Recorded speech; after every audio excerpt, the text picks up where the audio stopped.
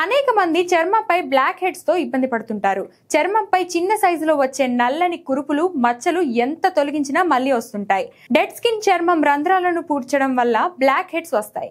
సాధారణంగా ముక్కు, గడ్డం మీద బ్లాక్ హెడ్స్ ఎక్కువగా మనకు కనిపిస్తాయి. ఒక పాత్రలో నీటిని పోసి వేడి చేయాలి. ఆ తర్వాత నీటి ద్వారా వచ్చే ఆవిరి మీద టవల్ పెట్టాలి. వెంటనే ఆ టవల్ ని బ్లాక్ హెడ్స్ మీద ఎక్కువగా ఉన్న చోట సున్నితంగా రుద్దాలి.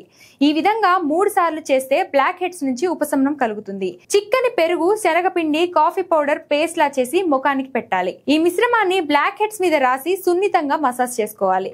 2 నుంచి 3 నిమిషాల పాటు ఇలా చేసి మామూలు నీటితో ముఖం కడుక్కోవాలి. ఆ తర్వాత ముఖానికి మాయిశ్చరైజర్ రాసుకోవాలి. వారానికి 2 సార్లు ఇలా మసాజ్ చేస్తే బ్లాక్ హెడ్స్ తగ్గిపోతాయి. కోడిగుడ్లలోని తెల్ల సొనలో 2 స్పూన్లు బేకింగ్ సోడా కలిపి ముఖానికి 20 నిమిషాల పాటు అప్లై చేసుకోవాలి.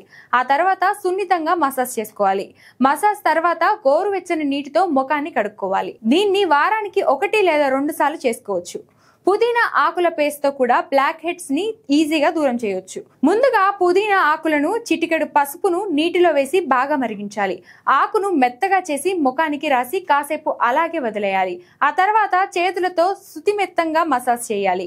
ఇప్పుడు గోరువెచ్చని లేదా సాధారణ నీటితో ముఖాన్ని కడుక్కోవాలి. దీంతో నల్లని మచ్చలు తొందరగా తగ్గుతాయని నిపుణులు చెప్తున్నారు.